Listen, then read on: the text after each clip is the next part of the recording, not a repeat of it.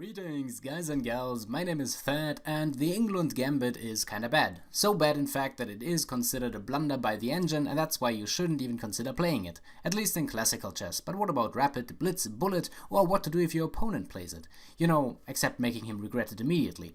Well, today I'm going to show you that there are some dangerous lines you should definitely watch out for in the Englund Gambit. Okay, so first things first, for those of you who are not that familiar with chess openings, the Englund Gambit is basically when white plays d4 and black replies with e5. This is considered the Englund Gambit, and white immediately has an advantage here, and I would even say that you always should capture this pawn on e5, so that is basically just the Englund Gambit accepted. But now there are some dangerous lines that you definitely need to watch out for, and we are going to look at two of them today. So the first thing that black does is attack this pawn with knight to c6. And let's say white wants to defend this pawn. Okay, so we have knight to f3, nicely defending this e5 pawn. And now black decides, okay, I'm still going to attack this pawn with queen to e7. And that is basically this whole setup that black needs for this Englund Gambit to be very vicious. Now the thing that white basically needs to watch out for is that this diagonal is free and it will come with check if the king moves there. That is what you definitely need to watch out for if you're playing against the Englund Gambit. But let's say, okay, I'm definitely going to defend this pawn nonetheless. I'm just going to play bishop c4. Everything is nicely defended. I'm not afraid of this check. And so black just very happily plays queen to b4. Now again, white theoretically has an advantage here, but you need to be very careful as white now, because there's not only a mating sequence waiting for you, but also a queen sack. Or rather, I should say there's a queen sack waiting for you, but also a mating sequence if you're not careful. Now, first of all, you definitely see, okay, this square can be blocked many ways, by this knight, the bishop, the queen, but can it though? The problem is that if you block with either of the knights, then your bishop is going to fall. So let's just say knight to d2, then just queen f4, and you see black has a definitely dominant advantage here. Same thing goes if you're going to block with this knight. Of course, again, the bishop just gets sacked, so no achievement there.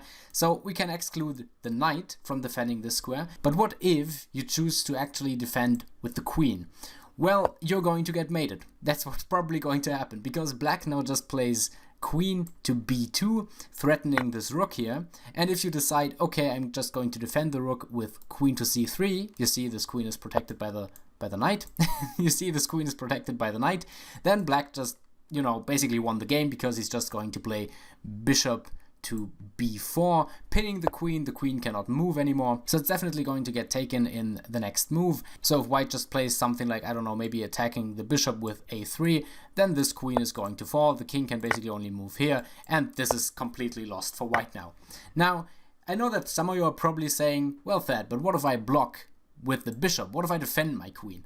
Well, if you defend your queen, this game is now even more lost somehow, because after black captures your queen, then you're going to capture this bishop, and queen to c1 will actually be mate, as the king has no more squares to move. So that can very easily happen to you if you are not careful with the Englund Gambit, either a queen sack or a complete mate. But I want to show you that there's even a second mate that you need to be careful in the Englund Gambit for. Okay, so we are back at the setup. The Englund Gambit is on the board, and again white just accepts the Englund Gambit with pawn to e5. Black's going to attack the pawn with c6, but this time instead of defending with the knight, white actually chooses to defend with the bishop first. So we have bishop to f4. This, you know, is a very normal position. I would say white is still a little bit better, but let's see where this goes. So again, black is setting up the same idea with queen to e7. Now all of black's pieces are exactly the same developed as before, only white has some differences, because now the bishop is out and not the knight.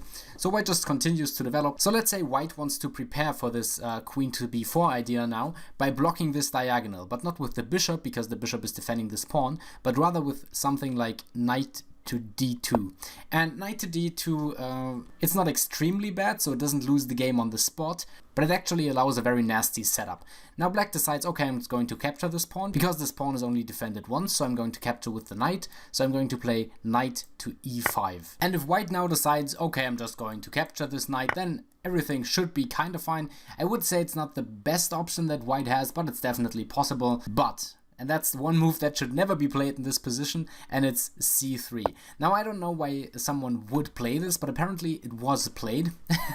I could imagine that maybe you want to get the queen to d4 to maybe deliver some checks, so black cannot develop this pawn, so he cannot gain any control in the center.